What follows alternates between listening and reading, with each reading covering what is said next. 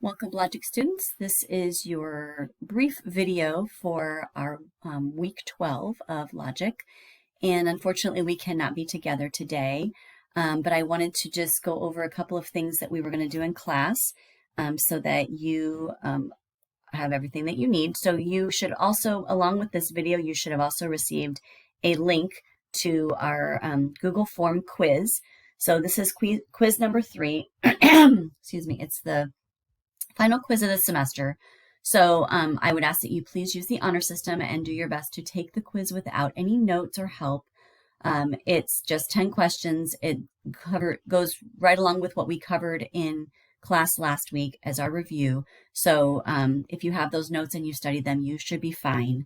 Again, it's just basically going over those most recent types of fallacies that we talked about.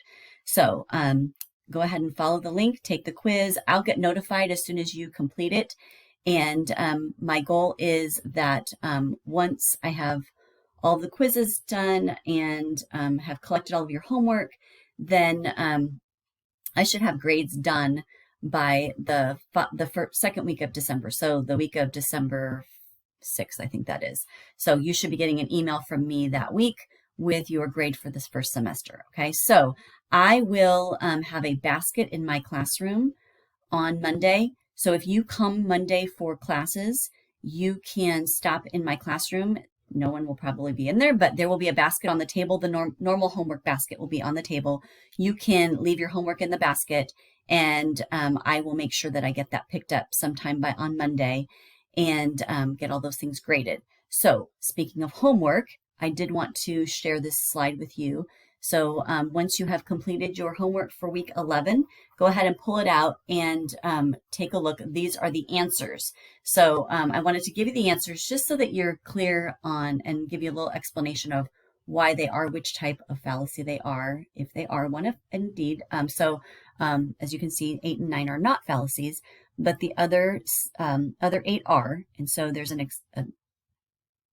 tells you what type of fallacy and a little brief description of why it's that type of fallacy. Okay, so take a minute and use this slide to go over your homework. You can still turn it in because I want to make sure that you did it. And if you are missing any assignments, so if you have homework assignments that you have not turned in yet this semester, please make sure you turn those in the basket as well on Monday. If you need a little bit of extra time and you are going to be at NHC on Thursday, December 2nd, you can also turn any last assignments in, but that will be the last time I'll take assignments for semester 1. Okay, so if you've got missing assignments that you need to turn in, December 2nd will be the last day I will accept those for a grade. Okay, so get those turned in to me. Most of you do not have any missing assignments, but there are a couple of you who do.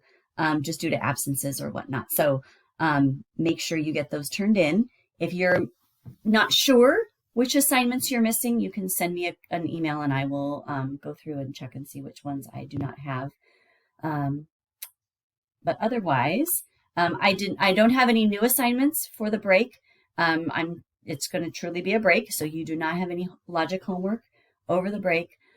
When we get back in January, we will jump in with our next set of fallacies and just continue on. So I hope you have enjoyed this semester as much as possible. I know, as I have said before, logic is not always the most interesting subject to study, but I hope you can see the value in it and understand why it's important that we understand how to think critically and how to identify fallacies and be able to not only identify, but then be able to to communicate with someone why that is a fallacy and how to refute it.